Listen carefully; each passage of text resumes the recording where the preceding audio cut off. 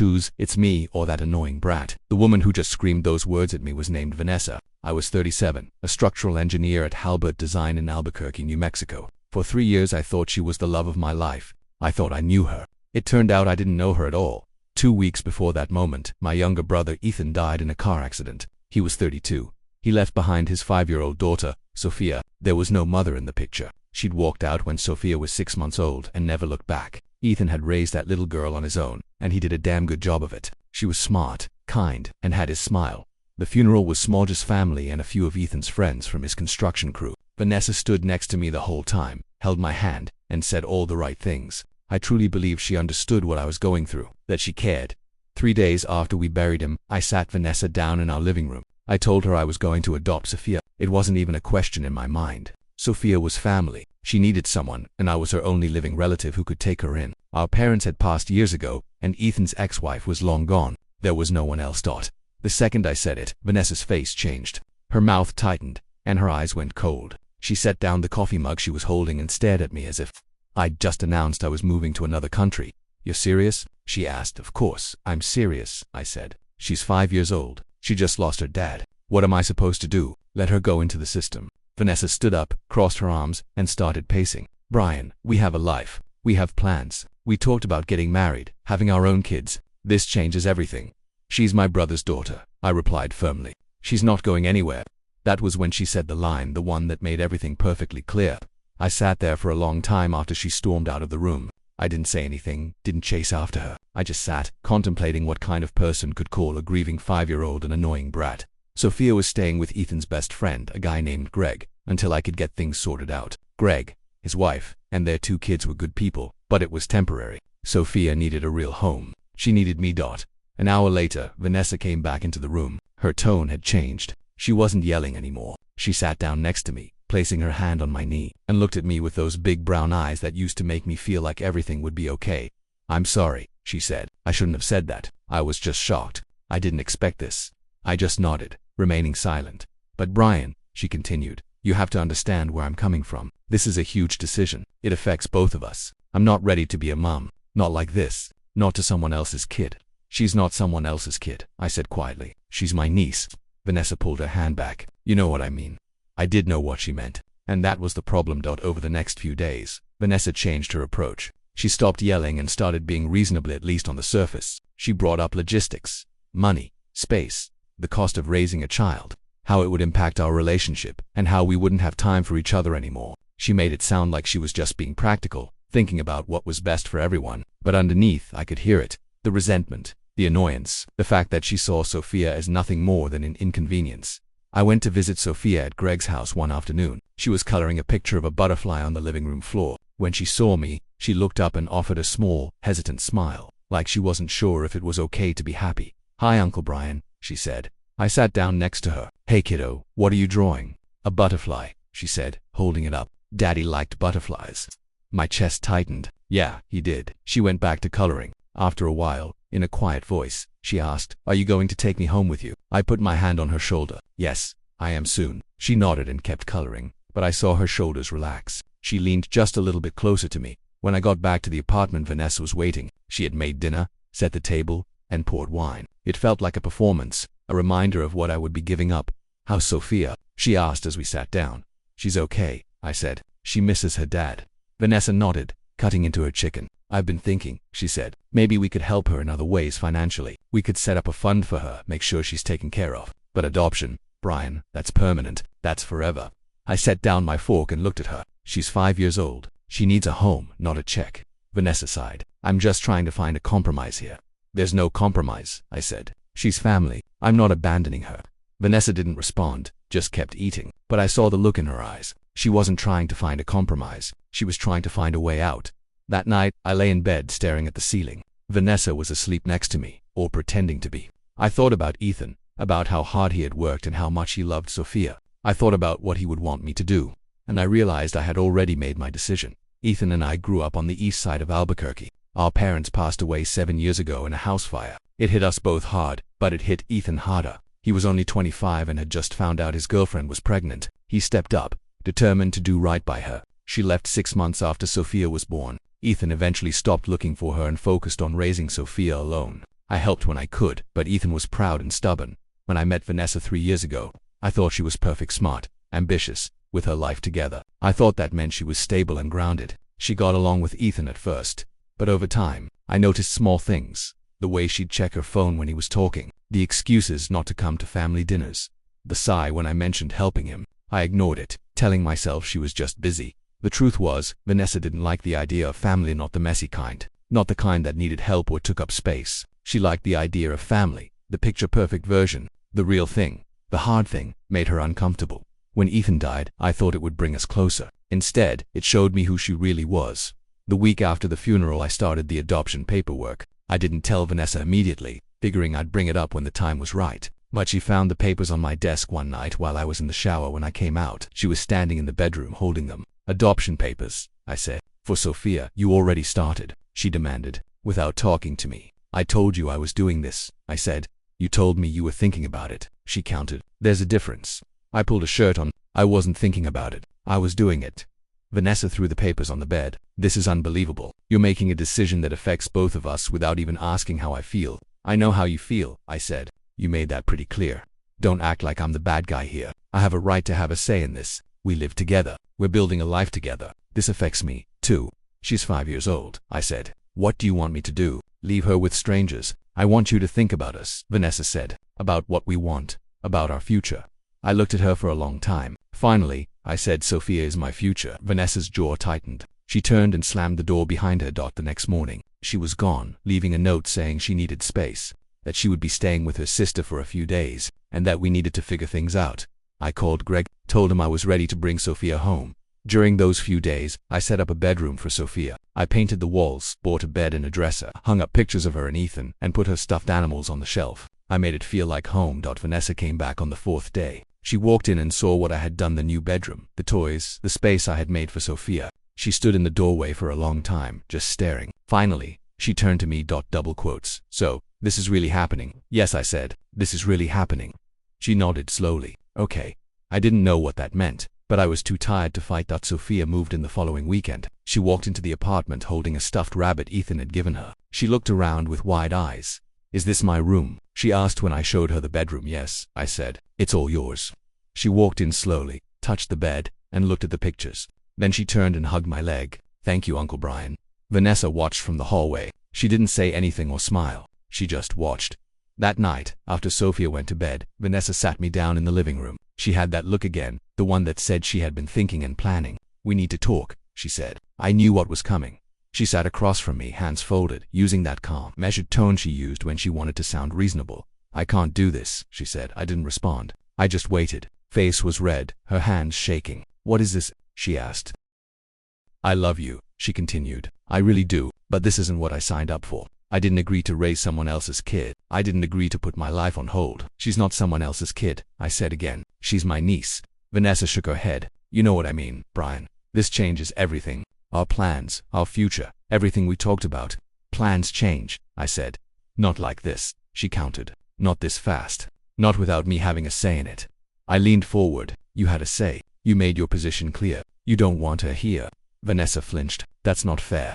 "It's true," I said. She looked away, staring at the wall. "I tried," she said quietly. "I really tried to see it your way, but I can't. I can't pretend I'm okay with this. I can't pretend I want to be a mom to a kid I barely know." "Then don't," I said. She looked back at me, surprised. "I'm not asking you to be her mom," I clarified. "I'm asking you to be decent, to not make her feel like she's a burden." Vanessa stood up. "That's not fair. I've been nothing but supportive." "You called her an annoying brat," I reminded her. Her face went red. I was upset. "I didn't mean it." "Yes, you did," I said. "And that's the problem." She grabbed her purse from the couch. "I can't do this. I need to go." "Go where?" I asked. "I don't know," she said. "Anywhere but here." She walked to the door, stopped, and turned back. "If you do this," she said, "if you really go through with this, we're done. You understand that, right? This is it." I looked at her, the woman I thought I loved, who was asking me to choose between her and a 5-year-old girl who had just lost her father. "I understand," I said.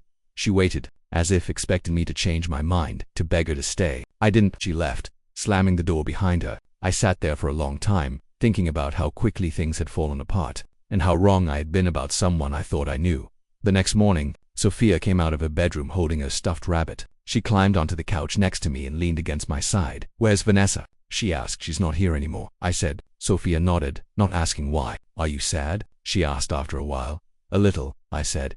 She looked up at me. Me too, I miss Daddy. I put my arm around her. I know, kiddo. I miss him too. We just sat there for a while. Later that day I called my lawyer Garrett and told him I needed to finalize the adoption as quickly as possible. How fast can we do this? I asked. Depends, Garrett said. You're her only living relative, so that helps. But there's still paperwork, background checks, home visits. Could take a few months. Could take a few months. Months. I sighed. Could be faster, he said. Could be slower. Depends on the system. Are you sure about this, Brian? It's a big commitment. I'm sure, I said. All right, he said. I'll file the paperwork today. Vanessa didn't contact me for a week. I figured she was done. Then, late one night, she showed up at the apartment. Sophia was asleep. I opened the door to see her standing there, arms crossed. She looked tired and angry. We need to talk, she said. I stepped aside and let her in. She sat down on the living room couch, coat still on. I've been thinking, she said, about us, about everything. I sat across from her, waiting. I think we can make this work, she said. But we need to set some boundaries. I need to know that I'm still a priority, that you're not just going to forget about me because you have Sophia now. I stared at her. Boundaries. Yes, she said. Like we need time for just you estate nights, weekends away. I need to know that our relationship still matters, and I think it's important that Sophia understands that I'm not her mom. I don't want her getting confused. I don't want her expecting things from me that I can't give. I leaned back, crossing my arms. You want boundaries with a 5-year-old? I'm just being realistic, Vanessa said. I'm trying to make this work. I shook my head. No, you're trying to control the situation. You're trying to make sure you don't have to deal with anything you don't want to deal with. Vanessa's face hardened. That's not fair. It's true, I said. You don't want to be here. You don't want to be part of this. You want me to keep pretending everything is fine so you don't have to feel bad about walking away. She stood up. I came here to try to fix things. There's nothing to fix, I said. We're done. She was stunned. You're serious? Yes, I said. I'm serious. She grabbed her purse. Fine. You want to throw away 3 years? Go ahead. But don't come crying to me when you realize what a mistake you made. She walked to the door, stopped, and turned back one last time. You're going to regret this, she said. I didn't respond. I just watched her leave. The door closed. I sat there in the quiet. I felt lighter, freer, like something heavy had been lifted off my chest. I thought about Sophia, about Ethan, about the choice I had made, and I realized I didn't regret a damn thing. 2 weeks after Vanessa left, I got a call from my lawyer. Garrett sounded confused. He said there was an issue with the adoption paperwork. Vanessa had contacted the court and filed some kind of objection. What kind of objection? I asked. She's claiming she has a legal interest in the outcome, Garrett said. She's saying you two were engaged, that she has a right to be consulted. I sat down, my chest tightening. We were never engaged. She's claiming you were, Garrett said. You discussed marriage, made plans together. She's arguing that adopting Sophia affects her future, too. Can she do that? She can try, Garrett said. It's not going to hold up. She has no legal standing, but it slows things down. The court has to review it. It's a process. How long? I asked Garrett. Could be a month. Garrett, my lawyer, said, maybe longer. I hung up and sat there staring at the wall. The anger was building, frustration, a sharp sense that Vanessa was trying to punish me for not choosing her. Later that day I got a text from her. We need to talk. It's important. I didn't respond. She called an hour later. I didn't answer. She showed up at my door that evening. I opened it and saw her standing there, arms crossed, looking determined and angry. You need to stop this, she said. Stop what? I asked. The adoption, she spat out. You're making a mistake. You're throwing your life away for a kid who isn't even yours. She's my niece, I said, my voice rising. How many times do I have to say that? She's a burden, Vanessa said, and you're too stubborn to see it. I stepped back, starting to close the door, but she put her hand on it, stopping me. Brian, listen to me, she pleaded, her tone shifting. I filed that objection because I care about you, because I don't want you to ruin your life. If you go through with this, you're going to regret it. You're going to wake up one day and realize you gave up everything for someone else's kid. Get your hand off my door, I said, my voice low and dangerous. I'm trying to help you. No, I said, you're trying to control me now. Get your hand off my door before I call the police. She snatched her hand back, her eyes wide with shock. You would really do that? Yes, I said. I would. She shook her head, a sneer forming. You've changed. You're not the man I fell in love with. Good, I said. That guy was an idiot. I closed the door, locked it and stood there, listening to her footsteps fade down the hallway. Sophia came out of her bedroom a few minutes later, holding her stuffed rabbit. She looked at me with big, worried eyes. Was that Vanessa? She asked. Yes, I said. Is she mad at me? I knelt down, looking her in the eyes. No, kiddo, she's not mad at you. She's just confused. Sophia nodded. I don't like her. I smiled a little. That's okay. You don't have to. Over the next few weeks, Vanessa tried everything. She called, texted, emailed, and showed up at my work, my apartment, even the grocery store. Every time, the message was the same. I was making a mistake, ruining my life, and I needed to stop. I ignored her, focusing on Sophia, making sure she felt safe, loved, and wanted. But then Garrett called again. We have a problem, he said. What now? I asked, bracing myself. Vanessa filed a second motion, he said. This time, she's claiming you're not financially stable enough to adopt. She's saying you don't have the resources to care for a child.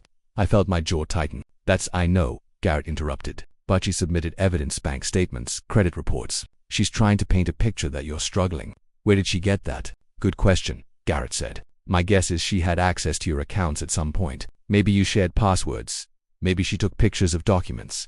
Either way, she has them now. I sat down, the anger boiling over. Can she do this? She's doing it, Garrett said. But it's not going to work. You have a stable job, a good income. You're more than capable of providing for Sophia. The court will see that. But again, it slows things down. It's another delay. I rubbed my face. How long this time? Another few weeks, Garrett said. Maybe a month. I hung up trying to figure out what Vanessa was really after. Why was she doing this? What did she think she would gain? Then it hit me. She didn't want me to adopt Sophia because she thought it would hurt me. She wanted me to fail. She wanted me to give up, to come crawling back, to admit I had made a mistake. This wasn't about Sophia. It wasn't even about me. It was about her ego. That night, I called Garrett back. I need you to look into something. I said what? He asked Vanessa's finances. I said, her employment, anything you can find. Garrett paused. Why? Because she's playing games, I said, and I want to know what she's hiding. All right, Garrett said. I'll see what I can dig up. 2 days later, he called me back. You're not going to believe this? Try me, I said. Vanessa was fired from Lock Rexall 6 months ago, Garrett revealed. She's been unemployed ever since. I sat up straight. What fired? For embezzling funds, Garrett said. She was caught skimming money from client accounts. The company didn't press charges. They just let her go. But she's been blacklisted in the industry. I felt my pulse quicken. She never told me. She lied. She's been living off savings and credit cards, Garrett explained. But the well is running dry. She's drowning in debt. I leaned back, the pieces falling into place. That's why she's doing this. She needs me. She needs my income, my stability. Looks like it, Garrett confirmed. She had been pretending this whole time. Pretending she had it together. Pretending she was the one who didn't need me. Can we use this in court? I asked. It depends, Garrett said. If she keeps pushing these motions, we can argue she has no standing, that she's harassing you, that she's financially unstable and trying to manipulate the situation. But we need to be careful. We don't want to look vindictive.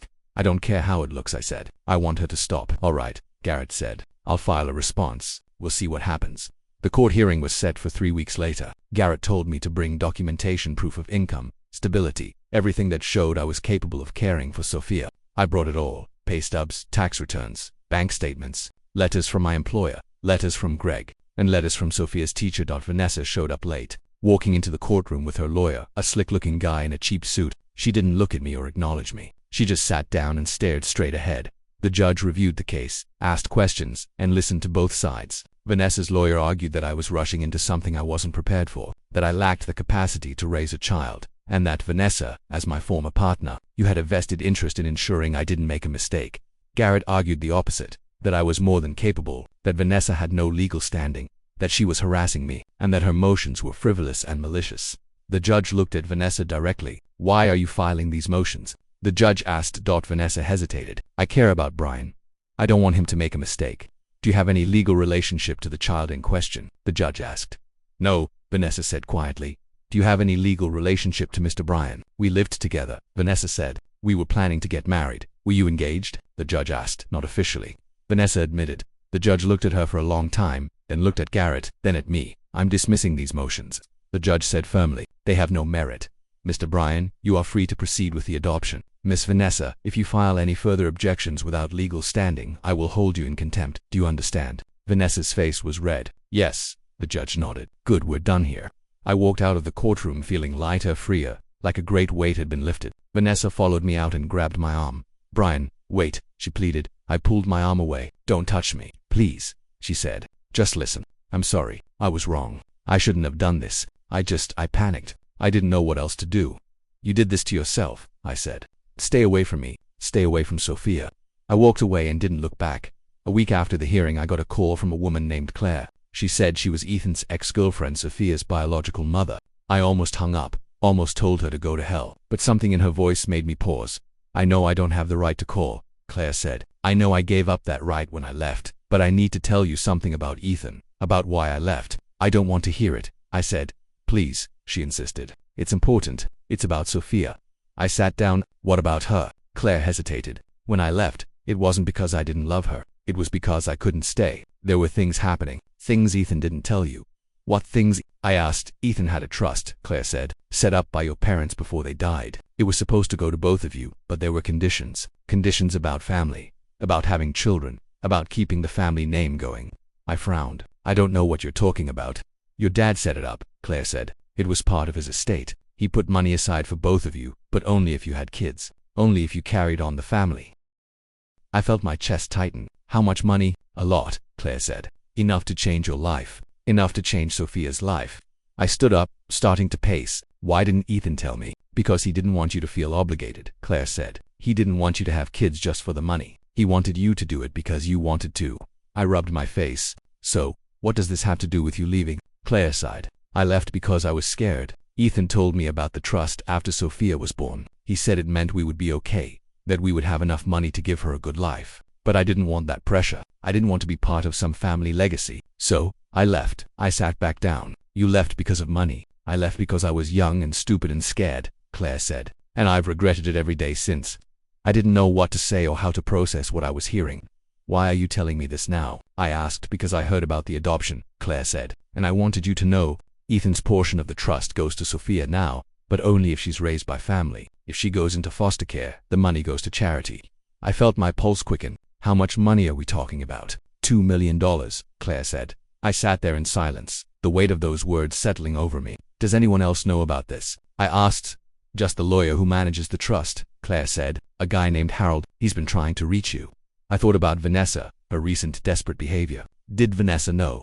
I don't know, Claire said. But if she did, that would explain a lot. I hung up trying to piece it all together. Then I called Garrett.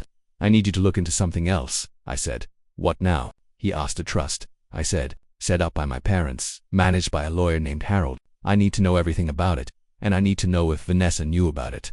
Garrett paused. You think she was after the money? I think it's possible, I said. All right, Garrett said. I'll dig into it.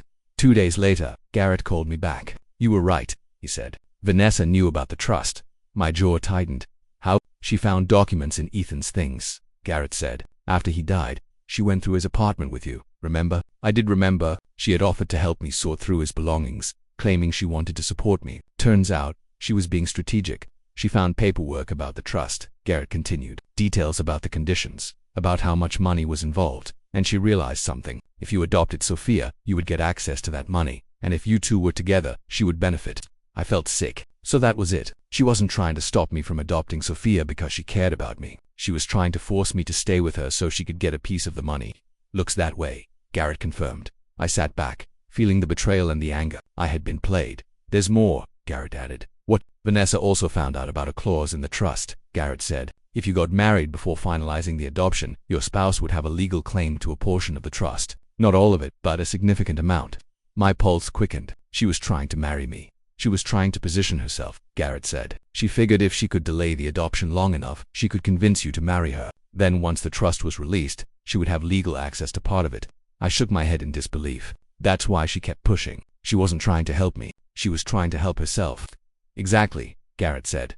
I thought about how close I had come to falling for it, how easily she had manipulated me. Can we stop her? I asked. We already did, Garrett said. The judge dismissed her motions. She has no legal standing, and now that you know what she was after, you can protect yourself. Just don't marry her. Don't give her any legal claim to anything. Trust me, I said. I won't. That night, I sat Sophia down. Am I in trouble? She asked, immediately concerned. No, kiddo, I said. You're not in trouble. I just wanted to tell you something. She climbed onto the couch next to me. What? Your dad loved you very much, I said, and he made sure you would be taken care of. He set up something called a trust. It's money, a lot of money, and it's yours. It's going to help us give you a good life, help you go to college, help you do whatever you want to do. Sophia's eyes went wide. Really, I said. She smiled. Daddy was smart. I smiled back. Yes, he was. She hugged me. I hugged her back, feeling the responsibility and the gratitude, the sense that I was exactly where I was supposed to be. The next day, Harold, a lawyer managing the trust, confirmed everything Claire had told me, the amount, the conditions, and that the money would be released once the adoption was finalized. Your father wanted to make sure the family stayed together, Harold said. That's why he set it up this way. He wanted to incentivize having children, raising them, keeping the family name alive. I'm not doing this for the money, I said. I know, Harold said. That's why you're the right person to do it. I hung up, realizing my dad and Ethan would have wanted exactly this. For Sophia to be safe, loved and raised by family. The money was just a bonus. I knew Vanessa wasn't done. She was desperate, broke, and desperate people do stupid things. I just didn't expect her to move as fast as she did a week after my conversation with Harold. There was a knock on my door late at night. Sophia was asleep. I opened it and found a process server. Brian, he asked. Yes, I said. He handed me an envelope. You've been served. I closed the door, opened the envelope, and read the paperwork. Vanessa was suing me for $50,000, claiming we had a verbal agreement to share expenses while we were together, and that I had promised to pay her back for rent, utilities, and groceries. I called Garrett. She's suing me, I said. He listened, then laughed. This is ridiculous. She has no case. You don't owe her anything. Can she file the lawsuit? I asked if she can file it. Garrett said, but it's not going anywhere. This is just harassment. She's trying to scare you, trying to drain your resources, make you give up. I'm not giving up, I said. I know, Garrett said, but you need to be smart about this. Don't engage with her. Let me handle it. Over the next few weeks, Vanessa escalated. She started showing up at Sophia's school, talking to the teachers, asking questions about me and my parenting. The school called me, concerned. I explained the situation, clarified that Vanessa had no legal relationship to Sophia, and they promised to call the police if she showed up again. But Vanessa didn't stop. She started calling Child Protective Services, filing complaints claiming I was neglecting Sophia and that the apartment was unsafe. A caseworker named Patricia showed up at my door one afternoon. She was polite and apologetic. I'm sorry to bother you, she said. But we received a complaint. We're required to follow up. I understand, I said. Come in. Patricia walked through the apartment, looked at Sophia's room, talked to Sophia, and asked us both questions. After an hour, she sat down. Everything looks fine, she said. Sophia seems happy, healthy, well cared for. I don't see any cause for concern. Good, I said. Patricia looked at me. But I have to tell you, this isn't the first complaint we've received. Someone has been calling repeatedly, making accusations.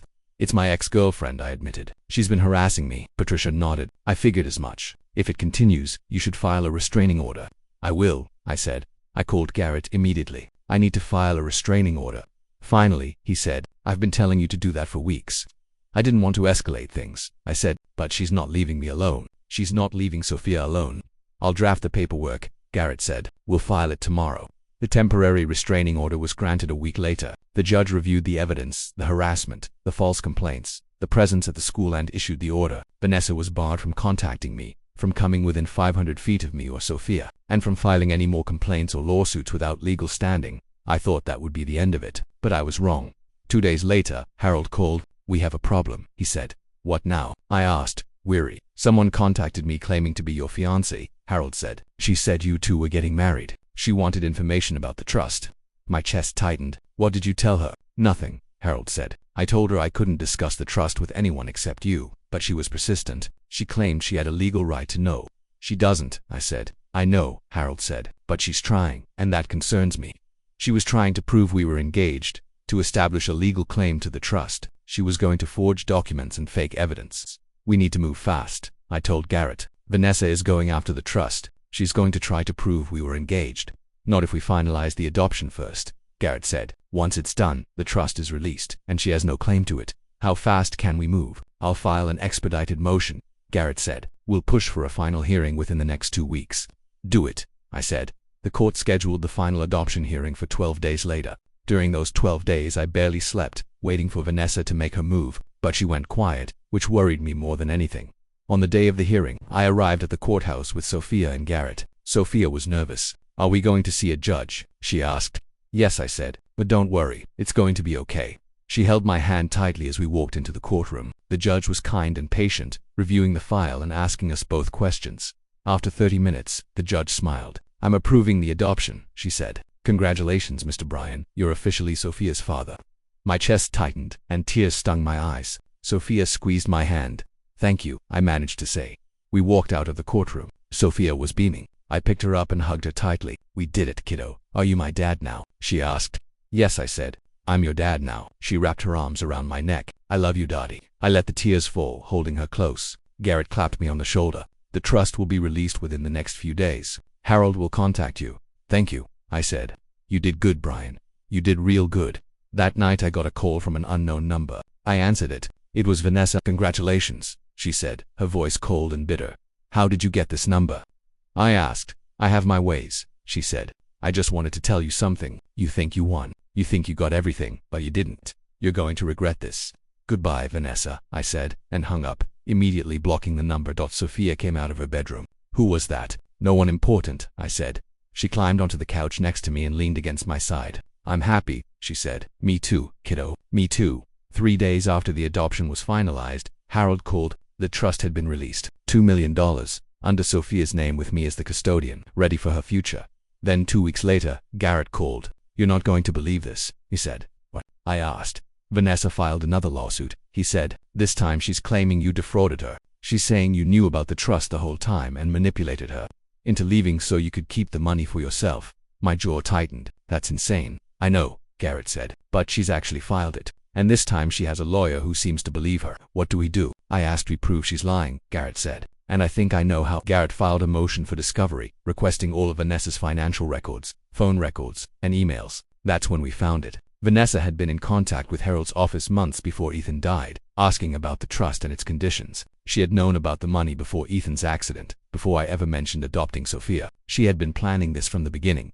Garrett presented the evidence to the court. The judge was furious. Miss Vanessa, the judge said, you've wasted this court's time with frivolous lawsuits. You've harassed Mr. Brian and his daughter, and now you've committed perjury. I'm dismissing this case with prejudice, and I'm ordering you to pay Mr. Brian's legal fees. All of them. Vanessa's face went pale. Your Honor, I'm not finished, the judge said. I'm also referring this case to the district attorney's office for potential criminal charges. You're facing perjury, fraud, and harassment. If I were you, I would find a very good lawyer. The judge banged the gavel. We're done here. Vanessa stood there, stunned. She looked at me. I didn't look away, just stared back. She eventually turned and walked out of the courtroom. Garrett put his hand on my shoulder. It's over. I nodded. Yeah, it's over. We walked out of the courthouse. Sophia was waiting outside with Greg and his wife. She ran over to me. Did we win? She asked. Yes, kiddo, I said. We won. We went out for dinner that night. Just burgers at a diner Sophia liked. She laughed, got whipped cream on her nose. I sat there watching her, feeling lighter than I had in months.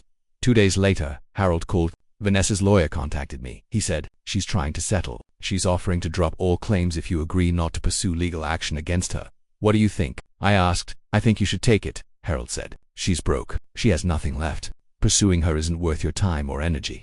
Fine, I'll take it, I said, but I want it in writing. I want her to sign something saying she has no claim to me, to Sophia, or to anything related to the trust. Vanessa signed the agreement a week later. She didn't fight or argue. She just signed and disappeared. I never saw her again. Life settled after that. Sophia started 2nd grade, made friends, and joined the soccer team. She was happy, thriving, becoming the kid Ethan always wanted her to be. I got promoted to senior engineer and used some of the trust money to buy a real house with a yard and a swing set. Sophia picked out her own room, painted it purple, and hung up pictures of her dad. On the anniversary of Ethan's death, we went to his grave. Sophia brought daisies, his favorite flowers. She set them down and sat in the grass. Hi, Daddy, she said. I miss you. I sat down next to her. After a while, she looked at me. Do you think he's proud of me? I know he is, I said. She smiled and leaned against me. Later that week, Claire, Sophia's biological mother, called. She asked if she could see Sophia just once, just to say she was sorry. I talked to Sophia about it. I don't know, Sophia said. Is she nice? I don't know, I said. But if you want to meet her, I'll be there with you. Sophia nodded. Okay. We met Claire at a park. She was nervous, fidgeting with her hands. She looked at Sophia with tears in her eyes. Hi, she said. I'm Claire. I'm your mom. Sophia looked at her for a long time. Then she said, You left? Claire nodded. I did. And I'm so sorry. I was scared. I made a mistake. Why are you here now? Sophia asked. Because I wanted to tell you that I'm sorry, Claire said. And I wanted you to know that I think about you every day. That I wish I had been braver. That I wish I had stayed. Sophia didn't say anything, just stared. After a while, she said, Okay. Claire nodded. Okay. She left after that, without asking to see Sophia again. Sophia looked at me. Can we go home now? Yeah, kiddo, I said. We can go home. On the drive back, Sophia was quiet. Then she said, I'm glad you didn't leave. I reached over and squeezed her hand. I'm never leaving. I know, she said.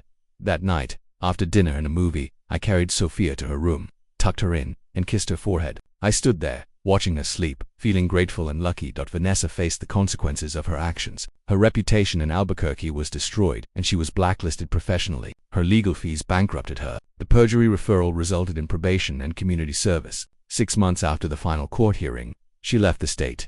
I walked back into the living room and sat down, looking around at the life I had built with Sophia. I thought about Ethan, and I realized he would probably just smile and say, "You did good, brother." I closed my eyes. Sometimes the hardest choices are the ones that save you.